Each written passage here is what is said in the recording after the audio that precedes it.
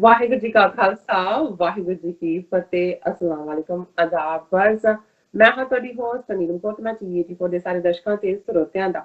ਹਾਰਦਿਕ ਸਵਾਗਤ ਕਰਦੀ ਹਾਂ ਪ੍ਰੋਗਰਾਮ ਸੱਚੋ ਸੱਚ ਵਿੱਚ ਜਿਹੜੇ ਇਸ ਪ੍ਰੋਗਰਾਮ ਨਾਲ ਦੇਸ਼ਾਂ ਵਿਦੇਸ਼ਾਂ ਤੋਂ ਜੁੜ ਚੁੱਕੇ ਨੇ ਖਾਲਸਾ ਅਫੇਅਰ ਸੈਂਟਰ ਦੇ ਸੰਚਾਲਕ ਡਾਕਟਰ ਅਮਰਜੀਤ ਸਿੰਘ ਜੀ ਮੇਰੇ ਨਾਲ ਇਸ ਟਾਈਮ ਸਕਾਈਪ ਰਾਹੀਂ ਜੁੜ ਚੁੱਕੇ ਨੇ ਆਓ ਉਹਨਾਂ ਨਾਲ ਮਿਲ ਕੇ ਅੱਜ ਦੇ ਪ੍ਰੋਗਰਾਮ ਦੀ ਸ਼ੁਰੂਆਤ ਕਰਦੇ ਹਾਂ ਜੀ ਡਾਕਟਰ ਸਾਹਿਬ ਵਾਹਿਗੁਰੂ ਜੀ ਕਾ ਖਾਲਸਾ ਵਾਹਿਗੁਰੂ ਜੀ ਕੀ ਫਤਿਹ ਹਾਂਜੀ ਨੀਲਮ ਕੌਰ ਜੀ ਤੁਹਾਨੂੰ ਵੀ ਤੇ ਟੀਵੀ 84 ਦੇ ਦੁਨੀਆ ਭਰ ਚ ਬੈਠੇ ਸਾਡੇ ਬਹੁਤ ਪਿਆਰੇ ਦਰਸ਼ਕਾਂ ਨੂੰ ਵੀ ਵਾਹਿਗੁਰੂ ਜੀ ਕਾ ਖਾਲਸਾ ਵਾਹਿਗੁਰੂ ਜੀ ਕੀ ਫਤਿਹ। ਜੀ ਡਾਕਟਰ ਸਾਹਿਬ ਤੁਹਾਡਾ ਬਹੁਤ ਸਵਾਗਤ ਹੈ ਪ੍ਰੋਗਰਾਮ ਸੱਚੋ ਸੱਚ ਵਿੱਚ। ਬਹੁਤ ਸ਼ੁਕਰੀਆ ਜੀ ਡਾਕਟਰ ਸਾਹਿਬ ਅੱਜ 29 ਅਪ੍ਰੈਲ 2020 15 ਵਿਸਾਖ ਨਾਨਕਸ਼ਾਹੀ ਸੰਮਤ 552 ਦਾ ਦਿਨ ਹੈ ਤੇ ਡਾਕਟਰ ਸਾਹਿਬ ਪ੍ਰੋਗਰਾਮ ਸ਼ੁਰੂ ਕਰਨ ਤੋਂ ਪਹਿਲਾਂ ਅਸੀਂ ਹਮੇਸ਼ਾ ਤਰ੍ਹਾਂ ਆਪਣੇ ਦਰਸ਼ਕਾਂ ਤੇ ਸਰੋਤਿਆਂ ਨੂੰ ਦੱਸੀਏ ਵਿਊਅਰਸ ਜੇ ਤੁਸੀਂ ਹੱਕ ਸੱਚ ਇਨਸਾਫ ਤੇ ਪੈਰਾ ਦਿੰਦਾ ਇੱਕੋ ਇੱਕ ਚੈਨਲ ਟੀਵੀ84 ਨੂੰ ਦੇਖਣਾ ਚਾਹੁੰਦੇ ਹੋ ਤਾਂ ਤੁਸੀਂ ਦੇਖ ਸਕਦੇ spectrum cable RCN cable Bell Fibe in Canada roku Jadoo box ਸ਼ਾਵਾ ਫੇਸਬੁੱਕ ਟੀਵੀ84 ਦੀ ਐਪ ਰਾਹੀਂ online streaming and IP box ਤੇ ਤੁਸੀਂ ਟੀਵੀ84 ਨੂੰ ਦੇਖ ਸਕਦੇ ਹੋ ਵਿਊਅਰਸ ਜੇ ਤੁਸੀਂ ਟੀਵੀ84 ਨਾਲ ਜਾਂ ਪ੍ਰੋਗਰਾਮ ਸੱਚੋ ਸੱਚ ਨਾਲ ਫੇਸਬੁੱਕ ਰਾਹੀਂ ਜੁੜੇ ਤਾਂ ਇਸ ਨੂੰ ਵੱਧ ਤੋਂ ਵੱਧ ਲਾਈਕ ਕਰੋ ਤੇ ਸ਼ੇਅਰ ਕਰੋ ਅਤੇ ਨਾਲ ਹੀ YouTube ਤੇ ਸਬਸਕ੍ਰਾਈਬ ਵੀ ਕਰੋ ਇਹ ਵੀ ਦੱਸ ਦਿਓ ਕਿ ਤੁਸੀਂ ਟੀਵੀ84 ਦੀ ਐਪ ਨੂੰ ਐਂਡਰੋਇਡ ਐਂਡ ਐਪ ਸਟੋਰ ਤੇ ਡਾਊਨਲੋਡ ਕਰਕੇ ਜੋ ਟੀਵੀ84 ਦੀ ਲਾਈਵ ਸਟ੍ਰੀਮ ਹੈ ਉਸ ਨੂੰ ਤੁਸੀਂ 24 ਆਵਰਸ ਦੇਖ ਸਕਦੇ ਹੋ ਵਿਊਅਰਸ ਹੁਣ ਅਸੀਂ ਆਪਣੇ ਪ੍ਰੋਗਰਾਮ ਦੀ ਸ਼ੁਰੂਆਤ ਕਰਨ ਜਾ ਰਹੇ ਹਾਂ ਪ੍ਰੋਗਰਾਮ ਦੇ ਸ਼ੁਰੂ ਵਿੱਚ ਆਪਾਂ ਗੱਲਬਾਤ ਕਰਾਂਗੇ ਕੋਰੋਨਾ ਵਾਇਰਸ ਦੇ ਜੋ ਅਪਡੇਟਸ ਨੂੰ ਅਸੀਂ ਡਾਕਟਰ ਸਾਹਿਬ ਕੋਲੋਂ ਜਾਣਾਂਗੇ ਔਰ ਕਿੱਥੇ ਕਿਤੇ ਇਸ ਦੇ ਪ੍ਰਭਾਵ ਘਟੇ ਨੇ ਕਿੱਥੇ ਕਿਤੇ ਇਸ ਦੇ ਪ੍ਰਭਾਵ ਵਧੇ ਨੇ ਐਂਡ ਕਿੰਨੀਆਂ ਇਸ ਕੋਰੋਨਾ ਵਾਇਰਸ ਦੇ ਨਾਲ ਮੌਤਾਂ ਹੋਈਆਂ ਨੇ ਔਰ ਕਿੰਨੇ ਲੋਕ ਇਸ ਦੇ ਨਾਲ ਪ੍ਰਭਾਵਿਤ ਹੋਏ ਨੇ ਇਸ ਬਾਰੇ ਗੱਲਬਾਤ ਕਰਾਂਗੇ ਅਪਡੇਟਸ ਲਵਾਂਗੇ ਔਰ ਜਿੱਥੇ ਕੋਰੋਨਾ ਮਹਾਮਾਰੀ ਆਈ ਹੈ ਪੂਰੇ ਸੰਸਾਰ ਵਿੱਚ ਇਸ ਤੋਂ ਸਾਨੂੰ ਸਾਰਿਆਂ ਨੂੰ ਸਬਕ ਵੀ ਮਿਲਿਆ ਹੈ ਜੋ ਹੈ ਉਸ ਜਿਸ ਤਰ੍ਹਾਂ ਹਿੰਦੂ ਧਰਮ ਵੱਲੋਂ ਇਸ ਦੁਖਾਂਤ ਦੇ ਸਮੇਂ ਵਿੱਚ ਵੀ ਨਫ਼ਰਤ ਅਤੇ ਸਮਾਜ ਵਿੱਚ ਜੋ ਵੰਡੀਆਂ ਨੇ ਉਹ ਪਾਈਆਂ ਜਾ ਰਹੀਆਂ ਨੇ ਐਂਡ ਫਿਰ ਦੂਸਰੇ ਪਾਸੇ ਆਪਾਂ ਗੱਲਬਾਤ ਕਰਾਂਗੇ ਜੋ ਅਮਰੀਕਾ ਦੇ ਜੋ ਮੀਮ ਸਰਕਾਰੀ ਅਦਾਰੇ ਯੂਐਸ ਸਰਫ ਨੇ ਅੱਜ ਜਾਰੀ ਕੀਤੀ ਧਾਰਮਿਕ ਆਜ਼ਾਦੀ ਦੀ ਆਪਣੀ ਸਾਲਾਨਾ ਰਿਪੋਰਟ ਦੇ ਵਿੱਚ ਭਾਰਤ ਨੂੰ ਖੂਬ ਰਗੜੇ ਲਾਏ ਨੇ ਔਰ ਰਿਪੋਰਟ ਵਿੱਚ ਅਮਰੀਕਾ ਸਰਕਾਰ ਕੋਲੋਂ ਮੰਗ ਕੀਤੀ ਗਈ ਹੈ ਕਿ ਭਾਰਤ ਨੂੰ ਘੱਟ ਗਿਣਤੀਆਂ ਦੇ ਮਨੁੱਖੀ ਹੱਕਾਂ ਦੇ ਘਾਣ ਲਈ ਜਵਾਬਦੇਹ ਬਣਾਇਆ ਜਾਵੇ ਇਸ ਰਿਪੋਰਟ ਨੇ ਜੋ ਭਾਰਤੀ ਜਮਹੂਰੀਅਤ ਦਾ ਜਿਹੜਾ ਮਖੌਟਾ ਸੀ ਉਹ ਲਾ ਕੇ ਪਰੇ ਮਾਰਿਆ ਹੈ ਇਸ ਬਾਰੇ ਆਪਾਂ ਗੱਲਬਾਤ ਕਰਾਂਗੇ ਐਂਡ ਦੂਸਰੇ ਪਾਸੇ ਜਿਸ ਤਰ੍ਹਾਂ ਕਿ ਕਰੋਨਾ ਦੀ ਆੜ ਵਿੱਚ ਜਿਹੜੇ ਭਗੌੜੇ ਹਿੰਦੂ ਵਪਾਰੀਆਂ ਦੇ ਸਿਰ ਜੋ ਅਰਬਾਂ ਦਾ ਕਰਜ਼ਾ ਸੀ ਉਸ ਨੂੰ ਮਾਫ ਕੀਤਾ ਜਾ ਰਿਹਾ ਹੈ ਇਸ ਬਾਰੇ ਗੱਲਬਾਤ ਹੋਏਗੀ ਐਂਡ ਥਰਡ ਦੇ ਇਸ਼ੂ ਦੇ ਵਿੱਚ ਆਪਾਂ ਜੋ ਪਾਕਿਸਤਾਨ ਦੇ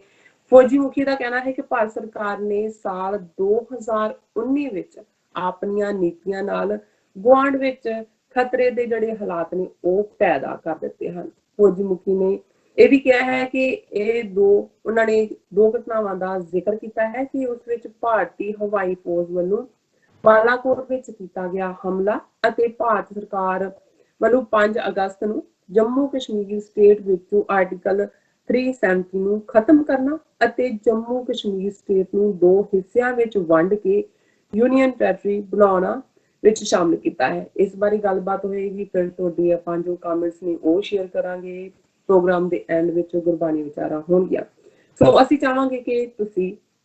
ਸਾਡੇ ਨਾਲ ਇਸ ਬਣੇ ਰਹਿਣਾ ਦੇਖਣ ਸੁਣਨ ਲਈ ਤੁਹਾਡਾ ਸਭ ਦਾ ਬਹੁਤ ਸ਼ੁਕਰੀਆ ਡਾਕਟਰ ਸਾਹਿਬ ਸਕਾਈਪ ਰਾਹੀਂ ਸਾਡੇ ਨਾਲ ਜੁੜ ਚੁੱਕੇ ਨੇ ਆਓ ਉਹਨਾਂ ਨਾਲ ਗੱਲਬਾਤ ਕਰਦੇ ਹਾਂ ਪ੍ਰੋਗਰਾਮ ਦੀ ਸ਼ੁਰੂਆਤ ਕਰਦੇ ਹਾਂ ਜੀ ਡਾਕਟਰ ਸਾਹਿਬ ਕੀ ਕਹਿਣਾ ਚਾਹੋਗੇ ਦੇਖੋ ਜਿਸ ਅੰਦਾਜ਼ ਚ ਕਰੋਨਾ ਦਾ ਕਹਿਰ ਸਾਰੇ ਪਾਸੇ ਹੀ ਭਰਪਾ ਹੈ ਪਤਾ ਨਹੀਂ ਕਿੰਨੇ ਹਫ਼ਤੇ ਹੋਰ ਹੋਣਗੇ ਜਦੋਂ ਕਿ ਅਸੀਂ ਪਹਿਲਾ ਸੈਗਮੈਂਟ ਕਰੋਨਾ ਦੇ ਨਾਲ ਹੀ ਸ਼ੁਰੂ ਕਰਾਂਗੇ ਅਸਲ ਚ ਅੱਜ ਇੱਕ ਬੜੀ ਕ੍ਰੈਡੀਬਲ ਐਨਜੀਓ ਨੇ ਇਹ ਕਿਹਾ ਕਿ ਆਉਣ ਵਾਲੇ ਪੀਰੀਅਡ ਚ ਜੇ ਠੀਕ ਪ੍ਰਬੰਧ ਜਾਂ ਰਿਸੋਰਸਿਸ ਗਰੀਬ ਦੇਸ਼ਾਂ ਨੂੰ ਅਫਰੀਕਾ ਸਾਊਥ ਅਮਰੀਕਾ ਵਾਲਿਆਂ ਨੂੰ ਪ੍ਰੋਵਾਈਡ ਨਾ ਕੀਤੇ ਗਏ ਤਾਂ ਆਉਣ ਵਾਲੇ ਸਮੇਂ ਦੇ ਵਿੱਚ 1 ਬਿਲੀਅਨ ਲੋਕ ਕਰੋਨਾ ਤੋਂ ਪ੍ਰਭਾਵਿਤ ਹੋ ਸਕਦੇ ਨੇ ਸੋ ਜ਼ਾਹਰਾ ਤੌਰ ਤੇ ਹਰ 7ਵਾਂ ਬੰਦਾ ਜੇ ਉਹਨਾਂ ਦੀ ਇਸ ਸਾਰੀ ਇਨਵੈਸਟੀਗੇਟਿਵ ਰਿਪੋਰਟ ਨੂੰ ਦੇਖੀਏ ਤੇ ਹਰ 7ਵਾਂ ਬੰਦਾ ਇਸ ਤੋਂ ਪ੍ਰਭਾਵਿਤ ਹੋ ਸਕਦਾ ਹੈ ਔਰ ਜਿਸ ਤੇਜ਼ੀ ਦੇ ਨਾਲ ਇਸ ਦਾ ਸਪਰੈਡ ਹੋਇਆ ਔਰ ਜਿਸ ਤੇਜ਼ੀ ਨਾਲ ਈਵਨ ਨਵੀਆਂ ਜਾਣਕਾਰੀਆਂ ਹਾਸਲ ਹੋ ਰਹੀਆਂ ਨੇ। ਔਰ ਅੱਜ ਹੀ ਅਮਰੀਕਾ ਦੀ ਜਿਹੜੀ ਸਭ ਤੋਂ ਟੌਪ ਇਸ ਮਹਿਕਮੇ ਨਾਲ ਡੀਲ ਕਰਨ ਵਾਲੀ ਸੰਸਥਾ ਹੈ ਵਾਸ਼ਿੰਗਟਨ ਬੇਸਡ, ਉਹਨਾਂ ਨੇ ਇੱਕ ਰਿਪੋਰਟ ਜਾਰੀ ਕੀਤੀ ਹੈ। ਕਿਉਂਕਿ ਜਦੋਂ ਅਸੀਂ ਸ਼ੁਰੂ ਦੇ ਵਿੱਚ ਦੇਖਿਆ ਕਿ ਇਸ ਬਿਮਾਰੀ ਦੇ ਕੀ ਸਿੰਪਟਮਸ ਹੁੰਦੇ ਨੇ ਜਾਂ ਜਿੰਨਾ ਡਾਟਾ ਉਹਨਾਂ ਦੇ ਕੋਲ ਸੀ ਉਹਦੇ ਮੁਤਾਬਕ ਉਹਨਾਂ ਨੇ ਇਹ ਕਿਹਾ ਸੀ ਕਿ ਜਿਹਦਾ 2 ਹਫ਼ਤੇ ਦਾ ਇਨਕੂਬੇਸ਼ਨ ਪੀਰੀਅਡ ਹੁੰਦਾ ਹੈ, ਮਤਲਬ 2 ਹਫ਼ਤੇ ਜਿਹੜਾ ਪੇਸ਼ੈਂਟ ਹੈ ਜਿਹਨੂੰ ਕੋਵਿਡ-19 ਜਿਹੜੀ ਹੈ ਉਹ ਪੋਜ਼ਿਟਿਵ ਹੈ ਜਾਂ ਇਨਫੈਕਟਡ ਹੈ ਬੰਦਾ, ਉਹਦੇ ਨਾਲ 2 ਹਫ਼ਤੇ ਉਸ ਨੂੰ ਕੋਈ ਉਸ ਦਾ ਲੱਛਣ ਬਿਮਾਰੀ ਦਾ ਕੋਈ ਜ਼ਾਹਰ ਨਹੀਂ ਹੁੰਦਾ ਔਰ ਉਸ ਪੀਰੀਅਡ 'ਚ ਉਹ ਸਪਰੈਡਰ ਹੁੰਦਾ, ਭਾਵੇਂ ਉਹਨੂੰ ਆਪਣੇ ਆਪ 'ਚ ਬਿਮਾਰੀ ਨਹੀਂ ਹੁੰਦੀ ਪਰ ਉਹ ਅੱਗੋਂ ਸਪਰੈਡ ਕਰ ਰਿਹਾ ਹੁੰਦਾ। ਫਿਰ ਜਿਹੜੇ ਇਹਦੇ ਸਿੰਪਟਮ ਸੀ ਕਿ ਸੁੱਕੀ ਖਾਂਸੀ ਹੁੰਦੀ ਹੈ ਔਰ ਉਸ ਦੇ ਨਾਲ ਨਾਲ ਜਿਹੜਾ ਹੈ ਉਹ ਇੱਕਦਮ ਲੰਗਸ ਦੇ ਉੱਤੇ 2-3 ਦਿਨ ਦੇ ਵਿੱਚ ਅਸਰ ਹੁੰਦਾ ਹੈ ਔਰ ਕਿਡਨੀਜ਼ ਔਰ ਸਿੰਪਟਮ ਜਿਹੜੇ ਨੇ ਮੇਨਲੀ ਬੁਖਾਰ ਤੱਕ ਮਹਿਦੂਦ ਸੀ ਕਿ ਇੱਕਦਮ 103-104 ਬੁਖਾਰ ਹੋ ਸਕਦਾ ਹੈ, ਸੁੱਕੀ ਖਾਂਸੀ ਦੀ ਗੱਲ ਸੀ ਔਰ 2 ਹਫ਼ਤੇ ਦੇ ਇਨਕੂਬੇਸ਼ਨ ਪੀਰੀਅਡ ਦੀ ਗੱਲ ਸੀ। ਪਰ ਅੱਜ ਜਿਹੜੀ ਇਸ ਟੌਪ ਅਮਰੀਕਾ ਦੀ ਏਜੰਸੀ ਨੇ ਡਰੱਗਸ ਨਾਲ ਡੀਲ ਕਰਦੇ ਆ ਜਾਂ ਬਿਮਾਰੀਆਂ ਦੀ ਜਿਹੜੀ ਹੈ ਉਹ ਇਨਵੈਸਟੀਗੇਸ਼ਨ ਵਾਲੀ ਸੰਸਥਾ ਨੇ ਜਿਹੜੇ 6 ਨਵੇਂ ਸਿੰਪਟਮ ਦਿੱਤੇ ਨੇ, ਕਿਉਂਕਿ ਜਿਹੜੀਆਂ ਗਾਈਡਲਾਈਨਸ ਨੇ ਇਹ ਫੋਲੋ ਹੁੰਦੀਆਂ ਨੇ ਬਾਅਦ ਦੇ ਵਿੱਚ ਔਰ ਇਹਨਾਂ ਗਾਈਡਲਾਈਨਸ ਦਾ ਆਧਾਰ ਜਿਹੜਾ ਉਹ ਡਾਟਾ ਹੈ, ਕਿਉਂਕਿ ਅਮਰੀਕਾ 'ਚ ਹੁਣ ਆਲਮੋਸਟ 1 ਮਿਲੀਅਨ ਦੇ ਨੇੜੇ ਤੇੜੇ ਕੇਸ ਕੋਰੋਨਾ ਪੋਜ਼ਿਟਿਵ ਨੇ ਔਰ ਸਭ ਤੋਂ ਜ਼ਿਆਦਾ ਮੌਤਾਂ ਵੀ ਅਮਰੀਕਾ ਦੇ ਵਿੱਚ ਹੋਈਆਂ। ਸੋ ਜ਼ਾਹਿਰ ਹੈ ਕਿ ਉਹਨਾਂ ਨੇ ਉਹਨਾਂ ਸਾਰੇ ਪੇਸ਼ੈਂਟਸ ਦੇ ਸਿੰਪਟਮਸ ਦੇ ਆਧਾਰ ਤੇ ਇਹ 6 ਨਵੇਂ ਸਿੰਪਟਮ ਦਿੱਤੇ ਨੇ। ਉਹਦੇ 'ਚ ਜਿਹੜਾ ਪਹਿਲਾ ਉਹਨਾਂ ਨੇ ਕਿਹਾ ਕਿ ਮਸਲ ਪੇਨ, ਕਿ ਤੁਹਾਨੂੰ ਐ ਲੱਗੇਗਾ ਕਿ ਤੁਹਾਡੀਆਂ ਹੱਡ ਬਾਂਹ ਜਿਹੜੇ ਨੇ ਉਹ ਪੂਰੀ ਤਰ੍ਹਾਂ ਦਰਦ ਦੇ ਨਾਲ ਤੁਸੀਂ ਕਰਾ ਰਹੇ ਹੋ, ਤੁਹਾਡੇ ਸਾਰੇ ਅੰਗਾਂ ਦੇ ਵਿੱਚ ਦਰਦ ਹੈ। ਔਰ ਇਸ ਗੱਲ ਦਾ ਧਿਆਨ ਰਹੇ ਕਿ ਜਦੋਂ ਸਿੰਪਟਮਸ ਦਿੱਤੇ ਜਾਂਦੇ ਨੇ ਜ਼ਰੂਰੀ ਨਹੀਂ ਸਾਰੇ ਹੀ ਸਿੰਪਟਮ ਸਾਰਿਆਂ ਨੂੰ ਹੋਣ, ਪਰ ਇਹ ਇੱਕ ਇੰਡੀਕੇਸ਼ਨ ਹੁੰਦੀ ਹੈ। ਹੁਣ ਤੱਕ ਮਸਲ ਪੇਨ ਦਾ ਜਿਹੜਾ ਪਹਿਲਾਂ ਨਹੀਂ ਸੀ ਆਈ ਗਾਈਡਲਾਈਨ ਦੇ ਵਿੱਚ। ਦੂਸਰਾ loss of taste and smell, ਇਹ ਬੇਸ਼ੱਕ ਪਹਿਲਾਂ ਚ ਵੀ ਅਸੀਂ ਮੈਂਸ਼ਨ ਕੀਤਾ ਵੀ ਨਾ ਤੁਹਾਡੀ ਜ਼ਬਾਨ ਦੇ ਉੱਤੇ ਸਵਾਦ ਰਹਿੰਦਾ ਔਰ ਈਵਨ ਜਿਹੜਾ ਨੱਕ ਦੇ ਨਾਲ ਵੀ ਤੁਸੀਂ ਕਿਸੇ ਚੀਜ਼ ਨੂੰ ਸੂੰਘ ਨਹੀਂ ਸਕਦੇ, ਪਰ ਹੁਣ ਉਹਦੇ ਚ ਉਹਨਾਂ ਨੇ ਨਿਊ ਨਾਲ ਲਫ਼ਜ਼ ਜੋੜਿਆ ਕਿ ਇਹ ਹੋ ਸਕਦਾ ਕਿ ਤੁਹਾਡਾ ਟੇਸਟ ਵਾਪਸ ਆ ਜਾਏ ਔਰ ਤੁਹਾਡਾ ਜਿਹੜੀ ਹੈ ਸਮੈਲਿੰਗ ਸੈਂਸ ਵੀ ਵਾਪਸ ਆਏ, ਪਰ ਉਹ ਦੁਬਾਰਾ ਲਾਸ ਹੋ ਸਕਦਾ ਹੈ। ਤਾਂ ਮਤਲਬ ਹੈ ਕਿ ਤੁਸੀਂ ਇਸ ਬਿਮਾਰੀ ਦੀ ਜਕੜ ਦੇ ਵਿੱਚ ਹੋ। ਫਿਰ ਇਸ ਦੇ ਨਾਲ ਥਰਡ ਉਹਨਾਂ ਨੇ ਨਵਾਂ ਸਿੰਪਟਮਸ ਕਿਹਾ ਚਿਲਸ, ਕਿ ਬਹੁਤ ਠੰਡ ਲੱਗਣੀ। ਔਰ ਜ਼ਾਹਿਰ ਹੈ ਕਿ ਅਸੀਂ ਇਹ ਜਿਹੜੇ ਮਲੇਰੀਆ ਦੇ ਪੇਸ਼ੈਂਟ ਦੇਖਦੇ ਹਾਂ ਜਿਹਨੂੰ ਸਾਡੇ ਦੇਸੀਆਂ 'ਚ ਤਈਆ ਤਾਪ ਵੀ ਕਿਹਾ ਜਾਂਦਾ ਹੈ, ਕਿਉਂਕਿ ਆਲਮੋਸਟ ਪੂਰੇ 48 ਘੰਟੇ ਬਾਅਦ ਤੀਸਰੇ ਦਿਨ ਔਰ ਉਹਨਾਂ ਨੂੰ ਯਾਦ ਹੈ ਕਿ ਮਰੀਜ਼ ਜਿਹੜੇ ਉਹ ਤੜਫ ਰਹੇ ਹੁੰਦੇ ਸੀ ਕਾਂਬੇ ਦੇ ਨਾਲ ਔਰ ਉਹਨਾਂ ਤੇ ਜਿੰਨੀਆਂ ਮਰਜ਼ੀ ਰਜਾਈਆਂ ਪਾਈ ਜਾਓ ਤੇ ਉਹ ਕਹਿੰਦੇ ਸੀ ਕਿ ਨਹੀਂ ਨਹੀਂ ਠੰਡ ਨਹੀਂ ਜਾਂਦੀ, ਹੋਰ ਪਾਓ ਕੱਪੜੇ ਉੱਤੇ। ਸੋ ਇਹ ਜਿਹੜੀ ਹੈ ਉਹਨਾਂ ਨੇ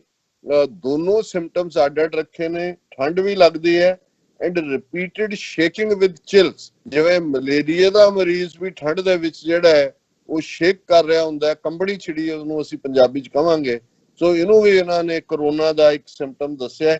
ਹੈਡੇਕ, ਸਿਰ ਦਰਦ। ਜੇ ਕੋਈ ਹੋਰ ਸਿੰਪਟਮ ਨਹੀਂ ਵੀ ਹੈ, ਪੇਸ਼ੈਂਟ ਜਿਹੜਾ ਹੈ ਉਹ ਕਹਿ ਰਿਹਾ ਵੀ ਮੈਨੂੰ ਬਹੁਤ ਸਿਰ ਦਰਦ ਹੈ, ਤੇ ਇਹਨੂੰ ਵੀ ਇਸ ਕੋਰੋਨਾ ਵਾਇਰਸ ਦੇ ਸਿੰਪਟਮ ਦੇ ਵਿੱਚ ਸ਼ਾਮਲ ਕੀਤਾ ਜਾਏ। ਸੋਰ ਥਰੋਟ,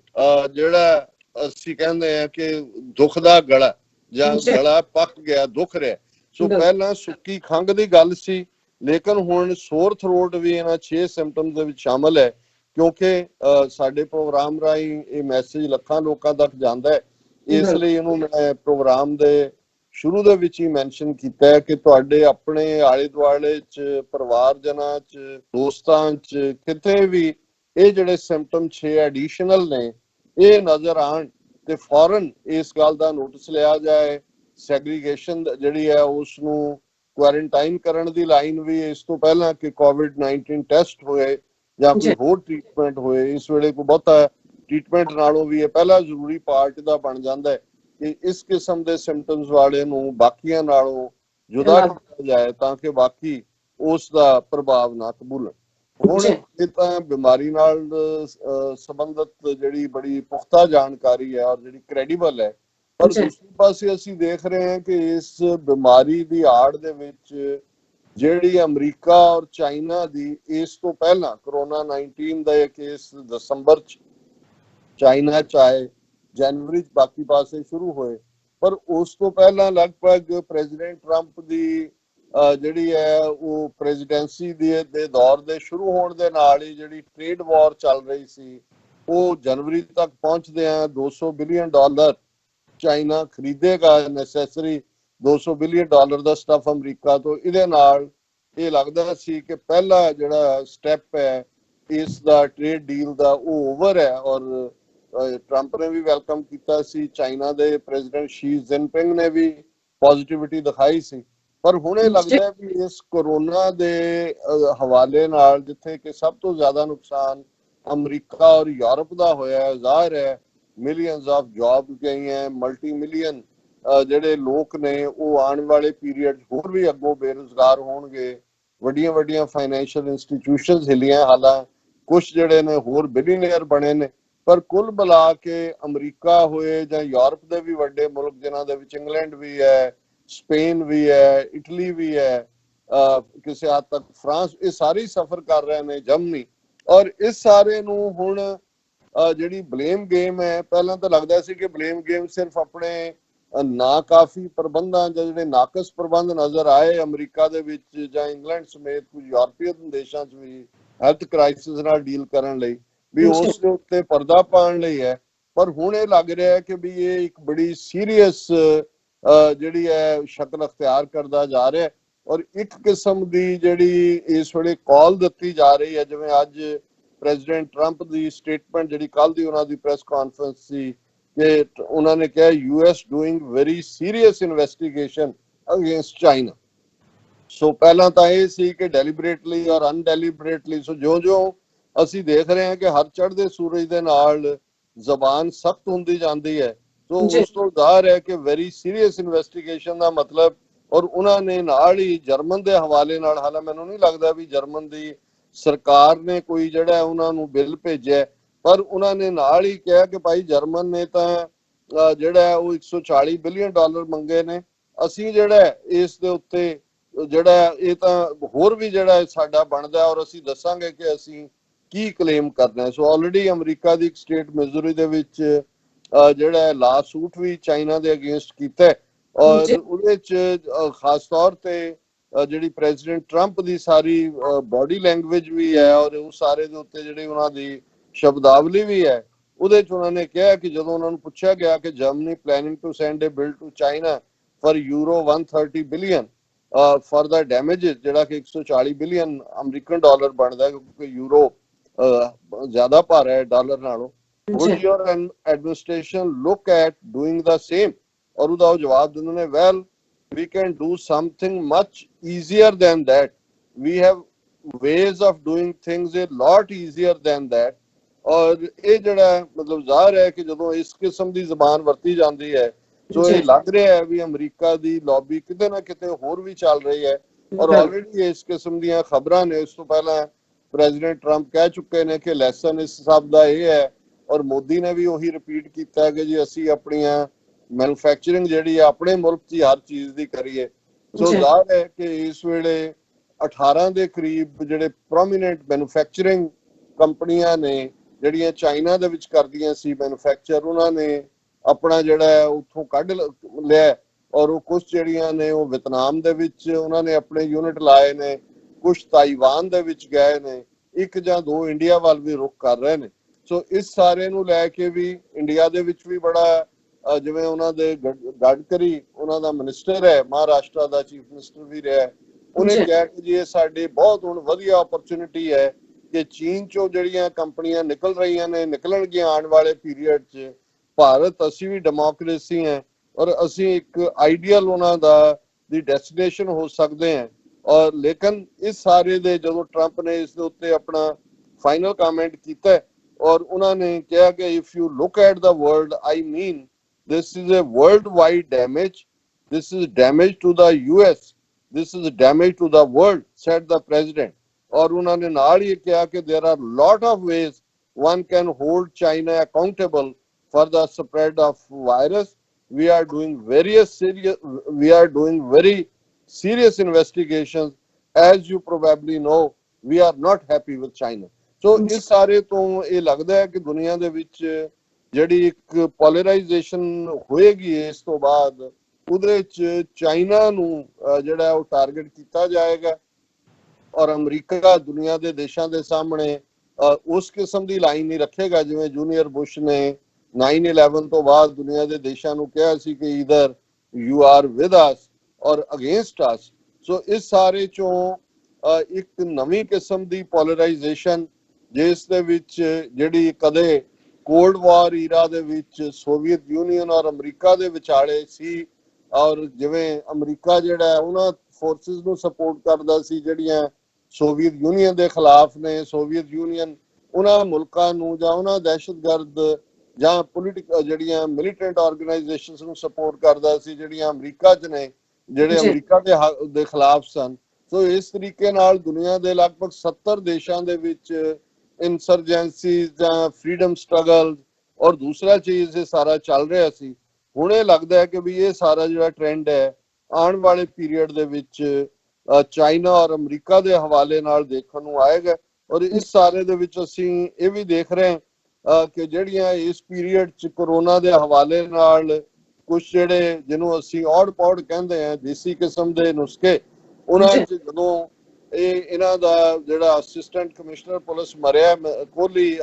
ਲੁਧਿਆਣਾ, ਤੇ ਉਹਨਾਂ ਨੇ ਕਿਹਾ ਜੀ, ਅਮਰਿੰਦਰ ਨੇ ਕਿਹਾ ਜੀ ਅਸੀਂ ਪਲਾਜ਼ਮਾ ਥੈਰੇਪੀ ਸਾਡੇ ਡਾਕਟਰ ਕਰ ਰਹੇ ਨੇ। ਪਰ ਹੁਣ ਇਹ ਗੱਲ ਸਾਹਮਣੇ ਆਈ ਕਿ ਈਵਨ ਦੁਨੀਆ 'ਚ ਤਾਂ ਕਦੇ ਕਿਤੇ ਮੰਨੀ ਵੀ ਨਹੀਂ ਹੈ ਉਹਨਾਂ ਨੇ ਪਲਾਜ਼ਮਾ ਥੈਰੇਪੀ, ਈਵਨ ਇੰਡੀਆ ਦੇ ਵਿੱਚ ਵੀ ਇਹ ਇਲੀਗਲ ਹੈ। ਔਰ ਅੱਜ ਉਹਨਾਂ ਦੀ ਹੈਲਥ ਮਿਨਿਸਟਰੀ ਨੇ ਇਹ ਗਾਈਡਲਾਈਨਸ ਦਿੱਤੀਆਂ ਕਿ plasma therapy not proven treatment for COVID-19 illegal right now. Health Ministry using it on patients could be life threatening, say officials. ਹੁਣ ਇੰਡੀਅਨ ਹੈਲਥ ਮਿਨਿਸਟਰੀ ਕਹਿ ਰਹੀ ਹੈ ਤਾਂ ਹੁਣੇ ਅਮਰਿੰਦਰ ਐਂਡ ਕੰਪਨੀ ਔਰ ਇਹਦੀ ਸਰਕਾਰ ਔਰ ਉਹਨਾਂ ਨੂੰ ਇਨਵੈਸਟੀਗੇਟ ਕਰਨਾ ਚਾਹੀਦਾ ਹੈ ਕਿ ਜਿਹੜਾ ACP ਮਰਿਆ ਜਿਹਨੂੰ ਸਲਾਮੀਆਂ ਤੇ ਸਲਾਮੀਆਂ ਦੇ ਰਹੇ ਨੇ, ਉਸ ਤੋਂ ਪਹਿਲਾਂ ਉਹਦਾ ਹਰਜੀਤ ਸਿੰਘ ਜਿਹੜਾ 92-94 ਦੇ ਵਿੱਚ ਪੁਲਿਸ ਮੁਕਾਬਲੇ ਬਣਾਉਣ ਲਈ ਸਭ ਤੋਂ ਮੂਹਰੇ ਸੀ, ਝੂਠੇ ਪੁਲਿਸ ਮੁਕਾਬਲੇ ਸਿੱਖਾਂ ਦੇ, ਉਹਦੇ ਹੈਸ਼ਟੈਗ ਔਰ ਹੁਣ ਅਜੇ ਵੀ ਉਹਦੇ ਉਸ ਗੱਲ ਨੂੰ ਲੈ ਕੇ ਬੜੇ ਆ ਜਿਹੜੇ ਕੋਈ ਚੂਹੇ ਵਾਲਾ, ਕੋਈ ਮੂਸੇ ਨੂੰ ਚੂਹਾ ਹੀ ਕਹਿੰਦੇ ਨੇ, ਕੋਈ ਇਹ ਸਾਰੇ ਜਿਹੜੇ ਸਿੰਗਰ ਔਰ ਦੂਜੇ ਨੇ ਇਹ ਵੀ ਹੱਥ 'ਚ ਲੈ ਕੇ ਖੜੇ ਨੇ ਕਿ ਜੀ ਵੀ ਆਰ ਵਿਦ ਹਿਮ। ਸੋ ਹੁਣ ਇਹ ਦੇਖਣ ਵਾਲੀ ਗੱਲ ਇਹ ਹੈ ਕਿ ਵੀ ਇਹ ਤਾਂ ਉਹਦਾ ਮਰਡਰ ਕੀਤਾ ਇਹਨਾਂ ਨੇ ACP ਦਾ, ਜਿਹਦੇ ਤੇ ਇਹਨਾਂ ਨੇ ਪਲਾਜ਼ਮਾ ਥੈਰੇਪੀ ਜਿਹੜੀ ਹੈ ਕੀਤੀ, ਜਿਹਨੂੰ ਕਿ ਜਿਹੜੀ ਇਲੀਗਲ ਹੈ। ਹੁਣ ਇਹ ਦੇਖਣਾ ਇਹ ਹੋਏਗਾ ਕਿ ਕੀ ਇਸ ਦੀ ਕੋਈ ਇਨਵੈਸਟੀਗੇਸ਼ਨ ਕਿਸੇ ਲੈਵਲ ਤੇ ਹੋਏਗੀ। ਔਰ ਇਸ ਸਾਰੇ 'ਚ ਕਿਉਂਕਿ ਬਹੁਤ ਸਾਰਾ ਬੇਸ਼ੱਕ ਜਿਹੜੇ ਲੋਕ ਮੈਡੀਕਲ ਲਿਟਰੇਚਰ ਵੀ ਪੜ੍ਹਦੇ ਨੇ ਉਹਨਾਂ ਦੇ ਲਈ ਕਾਫੀ ਕੁਝ ਅਵੇਲੇਬਲ ਹੁੰਦਾ ਆਲਵੇਜ਼, ਪਰ ਈਵਨ ਮੈਨੂੰ ਵੀ ਬਹੁਤ ਸਾਰੀਆਂ ਨਵੀਆਂ ਚੀਜ਼ਾਂ ਇਸ ਪੀਰੀਅਡ 'ਚ ਜਿਹੜੀਆਂ ਭਾਵੇਂ ਪਿਛਲੀ ਸਦੀ ਦੇ ਵਿੱਚ ਵਾਪਰੀਆਂ 20ਵੀਂ ਸਦੀ, ਜਿਵੇਂ ਅਸੀਂ ਐਪੀਡੈਮਿਕ ਜਿਹੜੀ ਪਿਛਲੀ ਹੈ ਉਸ ਦਾ ਜ਼ਿਕਰ ਕਰਦੇ ਹਾਂ 1918 ਦਾ। ਔਰ ਮੈਂ ਇਸ ਗੱਲ ਦੀ ਮਾਫੀ ਚਾਹੁੰਦਾ ਹਾਂ ਕਿ ਪਿਛਲੇ 1-2 ਪ੍ਰੋਗਰਾਮਾਂ 'ਚ ਜਦੋਂ ਵੀ ਮੈਂ ਜ਼ਿਕਰ ਕੀਤਾ ਜਿਹੜਾ ਸਪੈਨਿਸ਼ ਫਲੂ ਸੀ ਉਹਦੇ 'ਚ ਬਾਈ ਸਲਿਪ ਆਫ ਦਾ ਟੰਗ ਜਿਹੜਾ 2018 ਮੇਰੇ ਮੂੰਹੋਂ ਨਿਕਲਦਾ ਰਿਹਾ। ਸੋ ਇਹ ਇੱਕ ਸਦੀ ਪਹਿਲਾਂ ਦੀ ਗੱਲ ਹੈ, 1918 ਤੋਂ 1920 ਤੱਕ ਲਗਭਗ 1.5 ਸਾਲ ਦੇ ਕਰੀਬ ਉਸ ਦਾ ਅਸਰ ਹੈ। ਔਰ ਉਸ ਸਾਰੇ ਦੌਰ ਦੇ ਵਿੱਚ ਜਿਹੜੀਆਂ ਡੈਥਸ ਦੀ ਗਿਣਤੀ ਹੈ ਉਹ ਜਦੋਂ ਅਸੀਂ ਦੇਖਦੇ ਹਾਂ ਕਿ ਕਿਵੇਂ ਜਿਹੜਾ ਉਹ ਮਿਲੀਅਨਸ ਦੇ ਵਿੱਚ, ਔਰ ਭਾਰਤ ਦੇ ਵਿੱਚ ਵੀ 1 ਕਰੋੜ ਤੋਂ ਜ਼ਿਆਦਾ ਜਿਹੜੇ ਲੋਕ ਨੇ ਉਹ ਐਲੀਮੀਨੇਟ ਹੋਏ। ਸਾਡੇ ਉਸ ਵੇਲੇ ਦੇ ਸਾਂਝੇ ਪੰਜਾਬ ਦੇ ਵਿੱਚ ਜਿਹੜਾ ਉਹ 1/4 ਪੋਪੂਲੇਸ਼ਨ ਜਿਹੜੀ ਹੈ 4% ਟੋਟਲ ਪੋਪੂਲੇਸ਼ਨ ਦਾ ਨੁਕਸਾਨ ਹੋਇਆ। ਹੁਣ ਜਦੋਂ ਅੱਜ ਇਸ ਬਿਮਾਰੀ ਦੇ 2 ਹਫ਼ਤੇ ਦੇ ਇਨਕੂਬੇਸ਼ਨ ਪੀਰੀਅਡ ਦੀ ਗੱਲ ਹੁੰਦੀ ਹੈ ਕਿ ਭਾਈ ਪਤਾ ਹੀ ਨਹੀਂ ਲੱਗਦਾ, ਤੇ ਇੱਕ ਬੜਾ ਕੇਸ ਅਮਰੀਕਾ ਦੇ ਵਿੱਚ ਵੀ ਔਰ ਸਾਰੇ ਹੀ BBC ਔਰ ਦੂਸਰਿਆਂ 'ਚ ਵੀ ਡਿਸਕਸ ਹੋ ਰਿਹਾ, ਟਾਈਫਾਇਡ ਮੈਰੀ ਨਾਂ ਦੀ ਇੱਕ ਬੀਬੀ ਜਿਹਦਾ ਨਾਂ ਟਾਈਫਾਇਡ ਮੈਰੀ ਰੱਖਿਆ ਗਿਆ ਸੀ। ਔਰ ਇਹ ਉਸ ਜ਼ਮਾਨੇ ਦੀ ਗੱਲ ਹੈ ਜਦੋਂ ਕਿ 19ਵੀਂ ਸਦੀ ਦੇ ਸ਼ੁਰੂ ਦੇ ਦਿਨਾਂ ਦੇ ਵਿੱਚ, ਜਦੋਂ ਤੁਸੀਂ ਇਹ ਕਹਿ ਲਓ ਕਿ 1810, 12, 14 19th ਸੈਂਚੁਰੀ ਬਿਗਨਿੰਗ 'ਚ, ਉਦੋਂ ਅਜੇ ਟਾਈਫਾਇਡ ਨਾਂ ਦੀ ਬਿਮਾਰੀ ਦਾ ਪਤਾ ਨਹੀਂ ਸੀ। ਹਾਲਾਂ ਬਾਅਦ ਦੇ ਵਿੱਚ ਉਸ ਦਾ ਬੈਕਟੀਰੀਆ ਵੀ ਲੱਭਿਆ, ਫਿਰ ਉਸ ਦੀ ਜਿਹੜੀ ਟ੍ਰੀਟਮੈਂਟ ਵੀ ਜਿਹੜੀ ਹੈ ਐਂਟੀਬਾਇਓਟਿਕ ਦੇ ਨਾਲ ਆਈ ਔਰ ਹੁਣ ਕੋਈ ਟਾਈਫਾਇਡ ਜਿਹੜੀ ਹੈ ਡਿਟੈਕਟ ਵੀ ਹੋ ਜਾਂਦੀ ਹੈ, ਉਹਦੇ ਨਾਲ ਬਚਾਅ ਵੀ ਹੋ ਜਾਂਦਾ ਹੈ। ਪਰ 19ਵੀਂ ਸਦੀ ਦੇ ਵਿੱਚ ਅਮਰੀਕਾ ਦੇ ਵਿੱਚ ਇਹ ਮਹਾਮਾਰੀ ਜਿਹੜੀ ਫੈਲੀ ਟਾਈਫਸ ਦਾ, ਉਸ ਦਾ ਜਿਹੜਾ ਡਿਸਕ੍ਰੈਡਿਟ ਇੱਕ ਬੀਬੀ ਨੂੰ ਜਾਂਦਾ ਸੀ ਜਿਹੜੀ ਉੱਥੋਂ ਆਇਰਲੈਂਡ ਤੋਂ ਆਈ, ਉਹਦਾ ਮੈਰੀ ਮੈਲਨ ਉਹਦਾ ਨਾਂ ਸੀ। ਨਿਊਯਾਰਕ ਦੇ ਵਿੱਚ ਉਹ ਘਰਾਂ ਦੇ ਵਿੱਚ ਜਿਹੜਾ ਜਿਹਨੂੰ ਅਸੀਂ ਸਫਾਈ ਪੋਚਾ ਕਹਿੰਦੇ ਆ, ਜਿਹਦੇ ਖਾਣਾ ਬਣਾਉਣਾ ਵੀ ਸ਼ਾਮਲ ਹੁੰਦਾ ਹੈ, ਉਹ ਨੌਕਰੀ ਕਰਦੀ ਸੀ। ਉਹਦੇ ਅੰਦਰ ਟਾਈਫਾਇਡ ਦੀ ਜਿਹੜੀ ਹੈ ਉਹ ਸੀ, ਇਸ ਦਾ ਬੈਕਟੀਰੀਆ ਸੀ, ਪਰ ਉਹਦੇ 'ਚ ਕੋਈ ਆਪਣਾ ਸਿੰਪਟਮ ਨਹੀਂ ਸੀ। ਸੋ ਉਹ ਜਿੱਥੇ ਵੀ ਜਾਂਦੀ ਸੀ, ਔਰ ਇਹ 19ਵੀਂ ਸਦੀ ਦੀ ਸ਼ੁਰੂਆਤ ਦੀ ਗੱਲ ਹੈ ਕਿ ਉਹਨੂੰ ਮਿਆਦੀ ਬੁਖਾਰ ਟਾਈਫਾਇਡ ਨੂੰ ਸਾਡੇ ਬੋਲੀ 'ਚ ਕਿਹਾ ਜਾਂਦਾ ਰਿਹਾ ਲੰਬਾ ਵਕਤ। ਬਚਪਨ ਅਸੀਂ ਵੀ ਸੁਣਦੇ ਰਹੇ, ਉਦੋਂ ਵੀ ਹੋ ਜਾਂਦਾ ਸੀ ਕਿਸੇ ਨੂੰ, ਲੇਕਿਨ ਉਹਦੀ ਟ੍ਰੀਟਮੈਂਟ ਸੀ, ਉਹਦੀ ਐਂਟੀਬਾਇਓਟਿਕ ਉਹਨੂੰ ਠੀਕ ਕਰ ਦਿੰਦੀ ਸੀ। ਔਰ ਇਹ ਇਸ ਮੈਰੀ ਮੈਲਨ ਦੀ ਕਹਾਣੀ ਵੀ ਅੱਜ ਕੱਲ ਬੜੀ ਪਪੂਲਰ ਹੋ ਰਹੀ ਹੈ ਕਿ ਕਿਵੇਂ ਉਹ ਨਿਊਯਾਰਕ ਦੇ ਵਿੱਚ ਹੀ ਆਈ ਔਰ ਜਿੱਥੇ ਜਿੱਥੇ ਉਹਨੇ ਘਰਾਂ 'ਚ ਸ਼ੁਰੂ ਕੀਤਾ ਡਾਕਟਰਾਂ, ਉਦੋਂ ਇਹ ਪਤਾ ਹੀ ਨਹੀਂ ਸੀ ਕਿ ਇਹ ਬਿਮਾਰੀ ਦਾ ਸਾਇਲੈਂਟ ਸਪਰੈਡ ਵੀ ਕਿਸੇ ਬਿਮਾਰੀ ਦਾ ਕੋਈ ਚੀਜ਼ ਹੁੰਦੀ ਹੈ। ਔਰ ਲੇਕਿਨ ਇੱਕਦਮ ਜਿਹੜੇ ਨੇ 50 ਕੇਸ ਨਿਊਯਾਰਕ ਦੇ ਵਿੱਚ ਸਾਹਮਣੇ ਆਏ ਟਾਈਫਾਇਡ ਦੇ, ਔਰ ਉਸ ਸਾਰੇ ਦੇ ਵਿੱਚ ਕਿਸੇ ਨੂੰ ਪਤਾ ਨਹੀਂ ਸੀ ਵੀ ਕੀ ਹੋ ਰਿਹਾ ਹੈ, ਉਹਨਾਂ ਕਿ ਬਈ ਇਹ ਕਿੱਥੋਂ ਆ ਗਿਆ, ਇਹ ਕਿਹਨੇ ਫੈਲਾ ਦਿੱਤਾ ਹੈ। ਲੇਕਿਨ ਇਹ ਹੁਣ 110 ਸਾਲ ਪਹਿਲਾਂ ਦੀ ਅਸੀਂ ਕਹਾਣੀ ਬਿਆਨ ਕਰ ਰਹੇ ਹਾਂ ਕਿ ਕਿਵੇਂ ਉਸ ਵੇਲੇ ਇੱਕ ਡਾਕਟਰ ਨੇ ਜਿਹੜਾ ਦੇਖ ਰਿਹਾ ਸੀ ਕਿ ਇੱਕੋ ਇਲਾਕੇ ਚੋਂ ਇਹ ਆਏ ਨੇ, ਜਿਨ੍ਹਾਂ ਦੇ ਵਿੱਚ ਆ ਰਹੇ ਨੇ ਉਹ ਵੀ ਇੱਕ ਦੂਜੇ ਦੇ ਨਾਲ ਰਿਲੇਟਡ ਨੇ, ਔਰ ਫਿਰ ਉਹਨਾਂ ਨੇ ਦੇਖਿਆ ਕਿ ਵੀ ਇਹ ਜਿਹੜਾ ਕੋਈ ਨਾ ਕੋਈ ਐਸਾ ਕੈਰੀਅਰ ਹੈ ਜਿਹੜਾ ਏਸਿੰਪਟੋਮੈਟਿਕ ਕੈਰੀਅਰ ਹੈ, ਕਿ ਉਹਦੇ 'ਚ ਕੋਈ ਸਿੰਪਟਮ ਨਹੀਂ ਹੈ ਪਰ ਉਹ ਅੱਗੇ ਨੂੰ ਤੋਰ ਰਿਹਾ ਹੈ। ਔਰ ਇਹ 1883 ਦੇ ਵਿੱਚ, ਕਿਉਂਕਿ ਇਹ ਬੀਬੀ ਜਿਹੜੀ ਹੈ ਇਹ ਅਮਰੀਕਾ 'ਚ ਆਈ ਸੀ, ਔਰ ਉਸ ਸਾਰੇ ਦੌਰ ਦੇ ਵਿੱਚ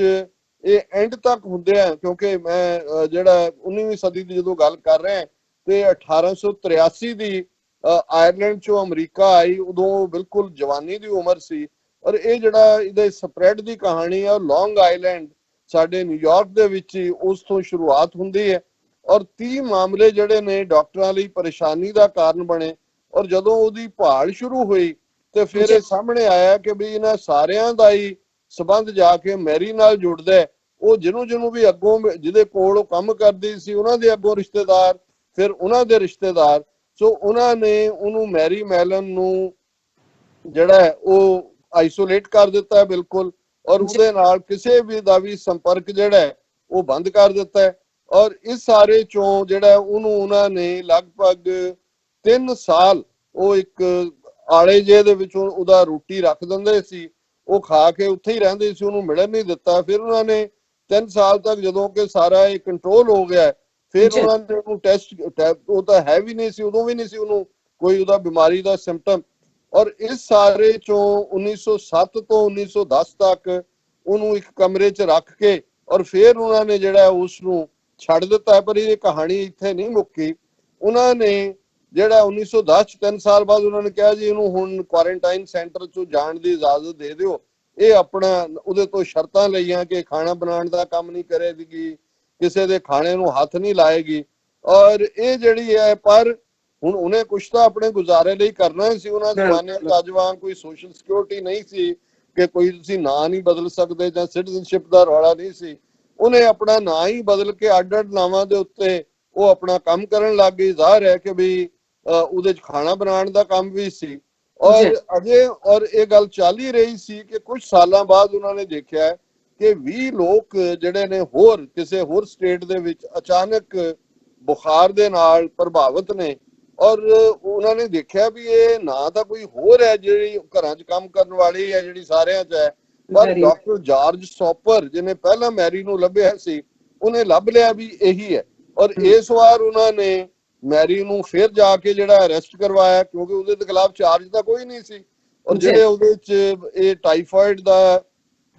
ਬੈਕਟੀਰੀਆ ਸੀ ਉਹ ਉਹਨੇ ਕੋਈ ਆਪਣੇ ਅੰਦਰ ਜਾਣ ਕੇ ਤਾਂ ਨਹੀਂ ਸੀ ਲਿਆਂਦਾ ਹੋਇਆ, ਪਰ ਉਹਨਾਂ ਨੇ ਦੇਖਿਆ ਕਿ ਭਾਈ ਇਹ ਤਾਂ 2 ਵਾਰ ਇਹਨੇ ਐਪੀਡੈਮਿਕ ਫੈਲਾ ਦਿੱਤਾ ਹੈ। 1915 ਦੇ ਵਿੱਚ ਉਹਨਾਂ ਨੇ ਫਿਰ ਮੈਰੀ ਨੂੰ ਚੁੱਕ ਲਿਆ ਔਰ ਫਿਰ ਉਹਨੂੰ ਕੁਆਰੰਟਾਈਨ ਕਰ ਦਿੱਤਾ ਅਗਲੇ 23 ਸਾਲ। ਉਸ ਤੋਂ ਬਾਅਦ 1915 ਤੋਂ ਲੈ ਕੇ 1938 ਤੱਕ ਉਹ ਜਿਹੜੀ ਹੈ ਵਿਚਾਰੀ ਆਪਣੀ ਉਸ ਇਕਾਂਤ ਚੋਂ ਨਹੀਂ ਨਿਕਲੀ। ਉਹਦੇ 'ਚ ਉਹਦੀ ਮੌਤ ਹੋਈ। ਔਰ ਇਹ ਮੈਰੀ ਦੀ ਕਹਾਣੀ ਵੀ ਅੱਜ ਕੱਲ ਜਿਹੜੀ ਹੈ ਉਹ ਕਾਫੀ ਚਾਰ ਚੁਫੇਰੇ ਘੁੰਮ ਰਹੀ ਹੈ, ਇਹ ਦੱਸਣ ਦੇ ਲਈ ਕਿ ਵੀ ਇਹ ਜਿਹੜਾ ਸਾਇਲੈਂਟ ਕੈਰੀਅਰ ਹੁੰਦਾ ਜਿਸ ਦੇ ਥੱਲੇ ਕਿਵੇਂ ਉਸ ਦਾ ਕੋਈ ਕਸੂਰ ਵੀ ਨਹੀਂ ਸੀ, ਪਰ ਉਹਨੇ 3 ਸਾਲ ਇੱਕ ਵਾਰ ਤੇ 23 ਸਾਲ ਫਿਰ ਦੂਸਰੀ ਵਾਰ ਉਸ ਨੇ ਕਿਸ ਕਿਸਮ ਦੀ ਜ਼ਿੰਦਗੀ ਗੁਜ਼ਾਰੀ। ਇਹ ਆਪਣੇ ਆਪ ਦੇ ਵਿੱਚ ਇੱਕ ਦੁਖਾਂਤਕ ਕਹਾਣੀ ਹੈ, ਪਰ ਇਹ ਵੀ ਦੱਸਦੀ ਹੈ ਕਿ ਬਹੁਤ ਸਾਰੀ ਚੀਜ਼ਾਂ ਜਦੋਂ ਅੱਜ ਸਾਨੂੰ ਪਤਾ ਹੈ ਕਿ ਵੀ ਇਹ ਸਿੰਪਟਮ ਐਸੇ ਹੋ ਸਕਦੇ ਨੇ ਜਿਨ੍ਹਾਂ ਨੂੰ ਕੋਈ ਨਾ ਜਿਹੜਾ ਉਹਦੇ 'ਚ ਕੋਈ ਬਿਮਾਰੀ ਵੀ ਨਾ ਹੋਏ, ਪਰ ਸਟਿਲ ਜਿਹੜਾ ਬੰਦਾ ਹੈ ਉਸ ਦੇ ਵਿੱਚ ਉਹ ਸਿੰਪਟਮਸ ਹੋਣ। ਸੋ ਇਹ ਜਿਹੜੀ ਹੈ 19ਵੀਂ ਸਦੀ ਦੀ ਮੈਰੀ ਦੀ ਕਹਾਣੀ ਹੈ। ਔਰ ਹੁਣ ਮੈਂ ਕੁੱਲ ਮਿਲਾ ਕੇ ਦੁਨੀਆ ਦੇ ਵਿੱਚ ਇਸ ਪੈਂਡੇਮਿਕ ਦੇ ਹਵਾਲੇ ਨਾਲ ਕੀ ਚੱਲ ਰਿਹਾ ਹੈ, ਕਿੰਨਾ ਕੇਸਿਸ ਨੇ ਇਸ ਵੇਲੇ 3 ਮਿਲੀਅਨ ਜਿਹੜਾ 30 ਲੱਖ ਹੁੰਦਾ ਹੈ ਉਹ ਗਿਣਤੀ ਪਾਰ ਹੋ ਗਈ ਹੈ। ਔਰ ਕੁੱਲ ਕੋਰੋਨਾ ਵਾਇਰਸ ਕੇਸਿਸ ਜਿਹੜੇ ਨੇ 3 ਮਿਲੀਅਨ 11 ਲੱਖ 696 ਜਿਹੜੇ ਨੇ ਨਹੀਂ ਜੀ ਇਹ 3 ਮਿਲੀਅਨ 1 ਲੱਖ 10,696 ਜਿਹੜੇ ਟੋਟਲ ਕੇਸ ਦੁਨੀਆ 'ਚ ਨੇ। ਔਰ ਮੌਤਾਂ ਜਿਹੜੀਆਂ ਨੇ ਉਹ 2.25 ਲੱਖ ਨੂੰ ਕ੍ਰਾਸ ਕਰ ਗਈਆਂ, 2,15,231 ਕੁੱਲ ਡੈਥਸ ਨੇ। ਔਰ ਜਿਹੜੇ ਰਿਕਵਰ ਹੋਏ ਨੇ, ਜਿਹੜੀ ਆਫ ਕੋਰਸ ਇੱਕ ਹੋਪ ਹਮੇਸ਼ਾ ਰਹਿੰਦੀ ਹੈ, ਉਹ 9,44,595 ਰਿਕਵਰ ਨੇ। ਔਰ ਜਿਵੇਂ ਮੈਂ ਰੋਜ਼ਾਨਾ ਦੱਸਦਾ ਕਿ ਸਿਰਫ 3% ਜਿਹੜੇ ਕੇਸ 97% ਫੁੱਲੀ ਰਿਕਵਰ ਹੁੰਦੇ ਨੇ,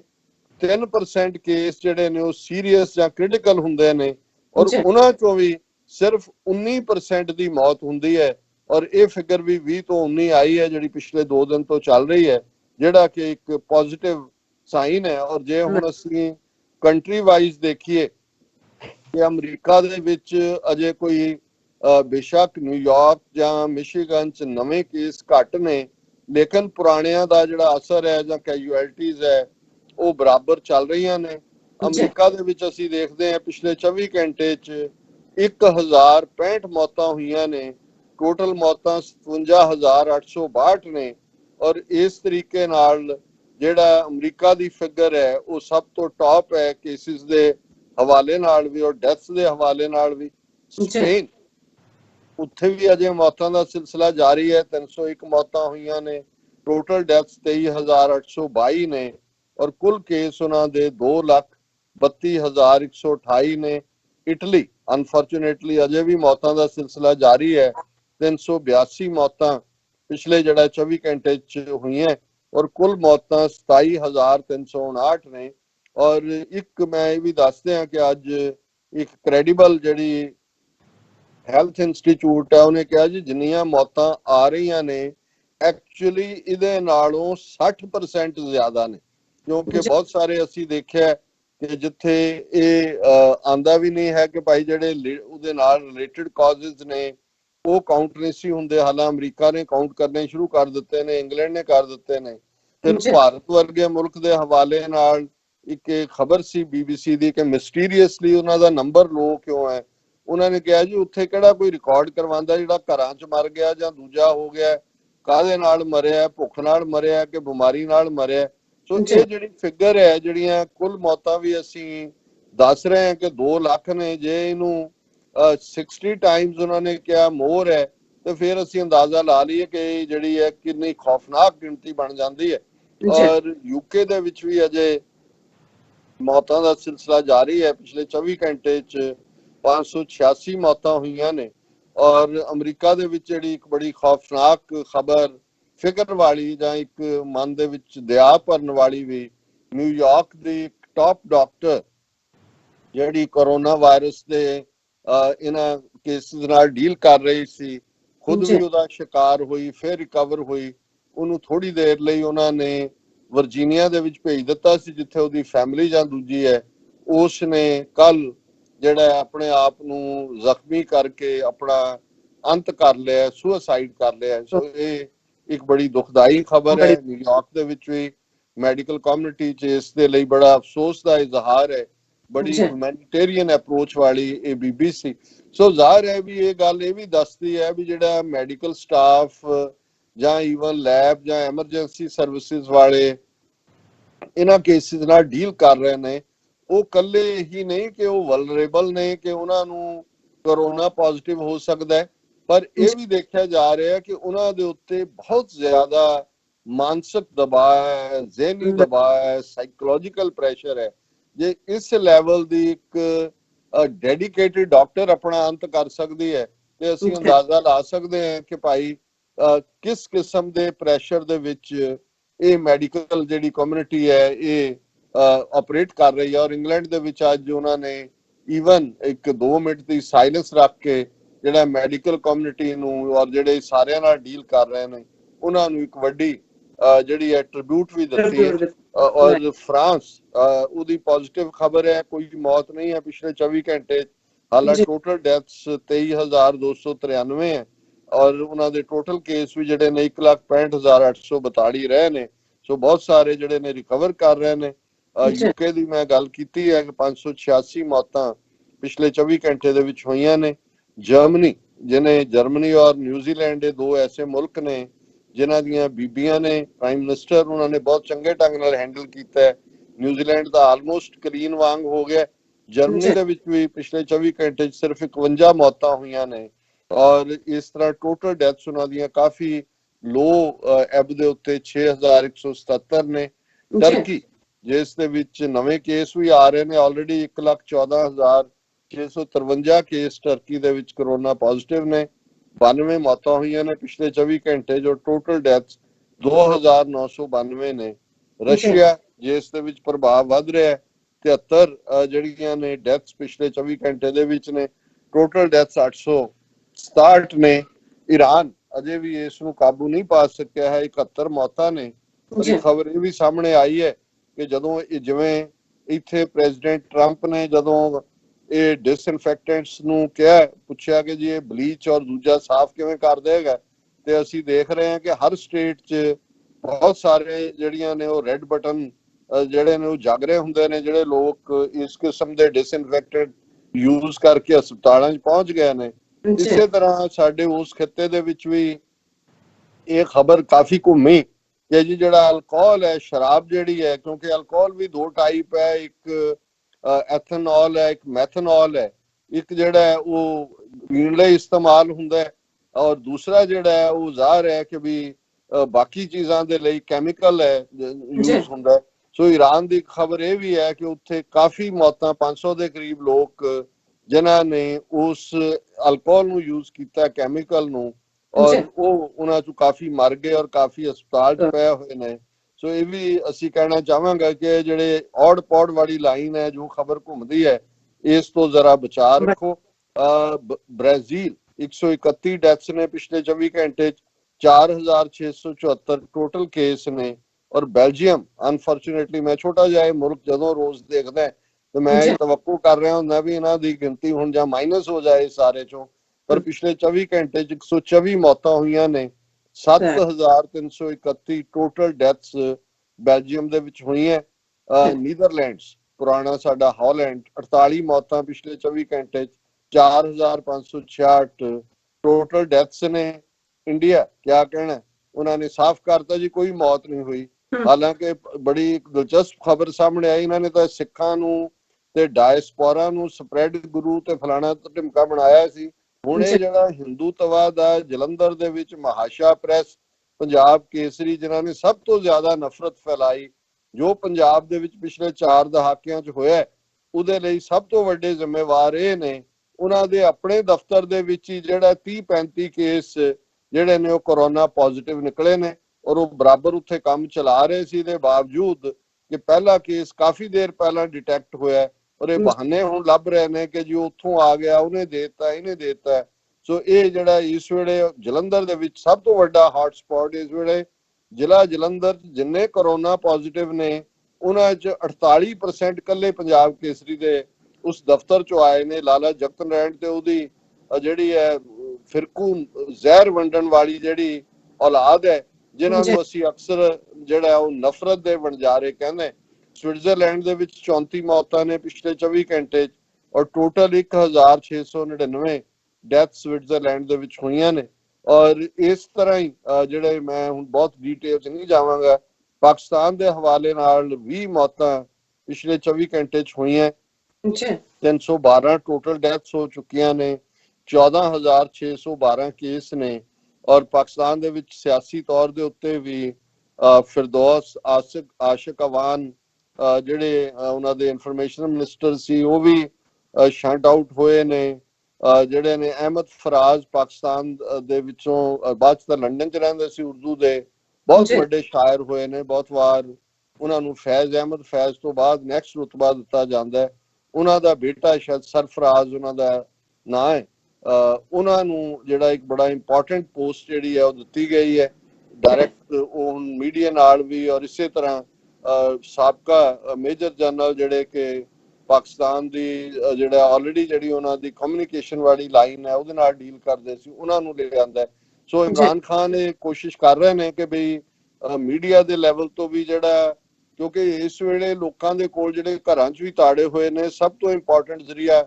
ਮੀਡੀਆ, ਉਹਦੇ 'ਚ ਠੀਕ ਇਨਫੋਰਮੇਸ਼ਨ ਹੀ ਨਹੀਂ ਇੰਪੋਰਟੈਂਟ, ਇੱਕ ਉਸ ਦੀ ਡਿਲੀਵਰੀ। ਔਰ ਇਹ ਵੀ ਨਾ ਹੋਏ ਕਿ ਵੀ ਤੁਹਾਡੀ ਕ੍ਰੈਡੀਬਿਲਿਟੀ ਜਾਂਦੀ ਲੱਗੇ ਕਿ ਵੀ ਤੁਸੀਂ ਫੈਕਟਸ ਨੂੰ ਲੁਕਾ ਰਹੇ ਹੋ। ਸੋ ਕੁੱਲ ਮਿਲਾ ਕੇ ਜਿਹੜਾ ਇਹ ਗਲੋਬਲ ਸਿਨੈਰੀਓ ਇਸ ਵੇਲੇ ਐਮਰਜ ਹੋ ਰਿਹਾ। ਹਾਲ ਦੀ ਘੜੀ ਜਿਵੇਂ ਮੈਂ ਪਹਿਲਾਂ ਵੀ ਕਿਹਾ ਵੀ ਇੱਕ ਪਾਸੇ 1 ਬਿਲੀਅਨ ਦੀ ਜਿਹੜੀ ਹੈ ਲੋਕਾਂ ਦੇ ਪ੍ਰਭਾਵਿਤ ਹੋਣ ਦੀ ਪ੍ਰੈਡਿਕਸ਼ਨ ਹੋ ਰਹੀ ਹੈ, ਪਰ ਈਵਨ ਵਰਲਡ ਹੈਲਥ ਆਰਗੇਨਾਈਜੇਸ਼ਨ ਦੇ ਚੀਫ ਨੇ ਬੜਾ ਕਲੀਅਰਲੀ ਕਿਹਾ ਕਿ ਵੀ ਇਹ ਜਿਹੜਾ ਸਮਝਣਾ ਹੈ ਕਿ ਜੀ ਅਸੀਂ ਹੁਣ ਆਲਮੋਸਟ ਉਸ ਦੇ ਕੰਢੇ ਤੇ ਪਹੁੰਚ ਗਏ ਹਾਂ, ਇਹ ਗੱਲ ਠੀਕ ਨਹੀਂ ਹੈ। ਇਸ ਦਾ ਨੁਕਸਾਨ ਹੋਏਗਾ ਜੇ ਅਸੀਂ ਇਸ ਨੂੰ ਸੀਰੀਅਸਲੀ ਨਾ ਲਿਆ। ਉਹਨਾਂ ਨੇ ਕਿਹਾ ਜੀ ਅਜੇ ਤਾਂ ਸਾਨੂੰ ਉਹਨਾਂ ਦੇਸ਼ਾਂ ਵੱਲ ਧਿਆਨ ਦੇਣ ਦੀ ਵੀ ਲੋੜ ਹੈ ਜਿੱਥੇ ਕਿ ਆਉਣ ਵਾਲੇ ਪੀਰੀਅਡ ਦੇ ਵਿੱਚ ਹੋਰ ਵੀ ਖਤਰਨਾਕ, ਔਰ ਉਹਨਾਂ ਦਾ ਇਸ਼ਾਰਾ ਅਫਰੀਕਾ ਔਰ ਸਾਊਥ ਅਮਰੀਕਾ ਦੇ ਸੀ। ਔਰ ਉਹਨਾਂ ਦੀ ਐਗਜ਼ੈਕਟ ਮਿਸਟਰ ਟੈਡਰੋਸ ਐਡਾਨੋਮ ਜਿਹੜੇ WHO ਵਰਲਡ ਹੈਲਥ ਆਰਗੇਨਾਈਜੇਸ਼ਨ ਦੇ ਚੀਫ ਨੇ, ਉਹਨਾਂ ਨੇ ਕਿਹਾ corona virus still extremely dangerous. Still ਕਿ ਵੀ ਇਹ ਮਤ ਸਮਝੋ ਕਿ ਜੀ ਹੁਣ ਕਿਤੇ ਫਿਗਰਸ ਘਟ ਰਹੀਆਂ ਨੇ, ਤੇ ਇਹ ਉਹਨਾਂ ਨੇ ਕਿਹਾ ਜੀ the pandemic is far from over, ਕਿ ਇਹ ਅਜੇ ਤਾਂ ਇਹਦਾ ਖਤਮ ਹੋਣ ਦਾ ਤੋਂ ਬਹੁਤ ਦੂਰ ਦੀ ਗੱਲ ਹੈ। ਉਹਨਾਂ ਨੇ ਕਿਹਾ ਵੀ the world health organization continues to be concerned about the increasing trends in Africa, Eastern Europe, Latin America and some Asian countries. So ਇਹ ਗਰੀਬ ਮਮਾਲਕ ਨੇ, ਅਫਰੀਕਾ ਕੰਟੀਨੈਂਟ ਹੋਏ ਜਾਂ ਈਸਟਰਨ ਯੂਰਪ ਹੋਏ, ਜਦੋਂ ਇਹ ਇਸ ਪਾਸੇ ਨੂੰ ਘੁੰਮਿਆ, ਹੰਗਰੀ, ਪੋਲੈਂਡ, ਚੈਕੋਸਲੋਵਾਕੀਆ, ਤੇ ਉੱਥੇ ਤਾਂ ਉਹਨਾਂ ਦੇ ਕੋਲ ਕੋਈ ਇਸ ਕਿਸਮ ਦੇ ਸਿਹਤ ਪ੍ਰਬੰਧ ਵੀ ਨਹੀਂ ਨੇ ਜੋ ਜੇ ਯੂਰਪ ਜਾਂ ਅਮਰੀਕਾ ਕੋਲ ਸੀ। ਇਵੇਂ ਹੀ ਲੈਟਨ ਅਮਰੀਕਾ ਤੇ ਏਸ਼ੀਅਨ ਕੰਟਰੀ 'ਚ ਵੀ ਜੇ ਇੰਡੀਆ, ਪਾਕਿਸਤਾਨ, ਬੰਗਲਾਦੇਸ਼ ਵੱਲ ਇਸ ਦਾ ਰੁਝਾਨ ਹੋਇਆ, ਤਾਂ ਮੈਨੂੰ ਨਹੀਂ ਲੱਗਦਾ ਕਿ ਵੀ ਉਹ ਗੱਲਾਂ ਜ਼ਿਆਦਾ ਮਾਰਦੇ ਨੇ ਔਰ ਜ਼ਬਾਨੀ ਕਲਾਮੀ ਹੈ, ਲੇਕਿਨ ਗਰਾਊਂਡ ਦੇ ਉੱਤੇ ਉੱਥੇ ਬਹੁਤ ਬੁਰਾ ਹਾਲ ਹੈ। ਜਿਹੜੀਆਂ ਰਿਪੋਰਟਸ ਅਸੀਂ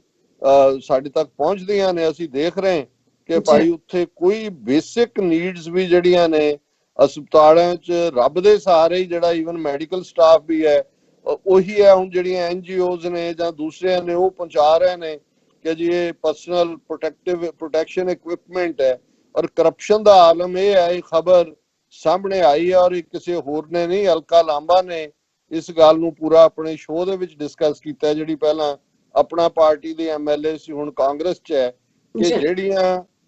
ਚਾਈਨਾ ਤੋਂ ਆਈਆਂ ਇਹ ਪਰਸਨਲ ਜਿਹੜੀ ਉਹਨਾਂ ਦੀ ਸੇਫਟੀ ਇਕਵਿਪਮੈਂਟ ਕਿਹਾ ਗਿਆ ਜੀ ਫਾਲਟੀ ਹੈ ਔਰ ਉਹਨੂੰ ਹੁਣ ਵਾਪਸ ਕਰ ਦਿੱਤਾ ਗਿਆ ਜਾਂ ਅੱਗੋਂ ਆਰਡਰ ਬੰਦ ਕਰ ਦਿੱਤਾ ਗਿਆ।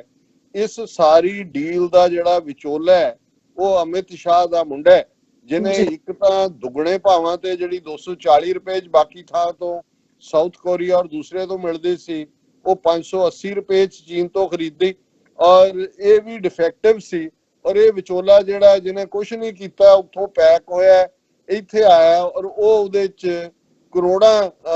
ਰੁਪਏ ਜਿਹੜੇ ਆ ਉਹ ਉਹਦੀ ਆਪਣੀ ਦਲਾਲੀ ਖਾ ਗਿਆ। ਸੋ ਮਤਲਬ ਇਹ ਹੈ ਵੀ ਜਦੋਂ ਇਹ ਇਨਸਾਨੀ ਸਫਰਿੰਗ, ਇਨਸਾਨੀ ਪੀੜ ਚੱਲ ਰਹੀ ਹੈ, ਇਹ ਆਪੋ ਆਪਣੇ ਕੰਮ ਤੇ ਲੱਗੇ ਹੋਏ ਨੇ ਲੁੱਟ ਕਸੁੱਟ ਵਾਲੇ। ਔਰ ਅਸੀਂ ਦੇਖਾਂਗੇ ਕਿ ਕਿਵੇਂ ਇੱਕ ਜਿਹੜਾ ਰਾਈਟ ਟੂ ਇਨਫੋਰਮੇਸ਼ਨ ਦੇ ਥੱਲੇ ਜਾਣਕਾਰੀ ਕਢਾਈ ਹੈ ਇੱਕ ਸੱਜਣ ਨੇ ਕਿ ਕਿੰਨੇ ਹਜ਼ਾਰ ਕਰੋੜ ਦਾ ਕਰਜ਼ਾ ਮਾਫ ਕੀਤਾ ਗਿਆ, ਜਿਹੜੇ ਲੈ ਕੇ ਦੌੜੇ ਹੋਏ ਸੀ ਉਹਨਾਂ ਚੋਂ ਚੌਕਸੀ ਹੋਏ, ਦੂਸਰੇ ਹੋਣ, ਅਸੀਂ ਦੂਸਰੇ ਸੈਗਮੈਂਟ ਔਰ ਨਾਲ ਦੀ ਨਾਲ ਕਿ ਕਿਵੇਂ US ਸਰਫ ਦੀ ਜਿਹੜੀ ਰਿਪੋਰਟ ਅੱਜ ਹੀ ਜਾਰੀ ਹੋਈ ਹੈ ਉਹਦੇ ਚ ਕਿਵੇਂ ਉਹਨਾਂ ਨੇ ਮੰਗ ਕੀਤੀ ਹੈ ਕਿ ਇੰਡੀਆ ਨੂੰ ਕੰਟਰੀ ਆਫ ਕੰਸਰਨ ਐਲਾਨਿਆ ਜਾਏ, ਕਿਉਂਕਿ ਹਿਊਮਨ ਰਾਈਟਸ ਔਰ ਮਾਈਨੋਰਿਟੀਜ਼ ਦਾ ਕਾਣ ਹੋ ਰਿਹਾ। ਪਰ ਕਲੋਜ਼ ਕਰਨ ਤੋਂ ਪਹਿਲਾਂ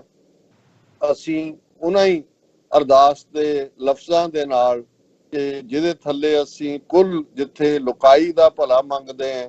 ਜਿਹੜੇ ਫਰੰਟ ਲਾਈਨ ਦੇ ਉੱਤੇ ਜੂਝ ਰਹੇ ਨੇ ਉਹਨਾਂ ਨੂੰ ਆਪਣੀਆਂ ਯਾਦਾਂ ਚ ਲਿਆਈਏ, ਜਿਹੜੇ ਸਫ਼ਰ ਕਰ ਰਹੇ ਨੇ, ਜਿਹੜੇ ਉਹਨਾਂ ਦੇ ਅਟੈਂਡੈਂਟ ਨੇ, ਉਹਨਾਂ ਸਾਰਿਆਂ ਨੂੰ ਵੀ ਆਪਣੀਆਂ ਅਰਦਾਸਾਂ ਦੁਆਵਾਂ ਵਿੱਚ ਲਿਆਂਦੇ ਆ, ਗੁਰੂ ਚਰਨਾਂ ਚ ਅਰਦਾਸ ਕਰਦੇ ਆ। ਜਗਤ ਜਲੰਦਾ ਰੱਖ ਲੈ ਆਪਣੀ ਕਿਰਪਾ ਧਾਰ, ਜਿਤ ਦੁਆਰੈ ਉਭਰੈ ਤਿਤੈ ਲਹੂ ਉਬਾਰ। ਜੀ ਡਾਕਟਰ ਸਾਹਿਬ, ਤੁਹਾਡਾ ਬਹੁਤ ਬਹੁਤ ਸ਼ੁਕਰੀਆ। ਤੁਸੀਂ ਕਰੋਨਾ ਵਾਇਰਸ ਦੇ ਉੱਪਰ ਬਹੁਤ ਹੀ ਜਾਣਕਾਰੀ ਸਾਡੇ ਦਰਸ਼ਕਾਂ ਨਾਲ ਸਾਂਝੀ ਕੀਤੀ ਹੈ। ਰਹਿੰਦੇ ਇਸ਼ੂ ਆਪਾਂ ਬ੍ਰੇਕ ਤੋਂ ਬਾਅਦ ਡਿਸਕਸ ਕਰਦੇ ਹਾਂ, ਸੋ ਇੱਥੇ ਲੈਂਦੇ ਹਾਂ ਬ੍ਰੇਕ। ਵਿਊਅਰਸ, ਤੁਸੀਂ ਸਾਡੇ ਨਾਲ ਇਸੇ ਤਰ੍ਹਾਂ ਹੀ ਬਣੇ ਰਹਿਣਾ। ਮਿਲਦੇ ਹਾਂ ਛੋਟੇ ਜਿਹੇ ਬ੍ਰੇਕ ਤੋਂ ਬਾਅਦ।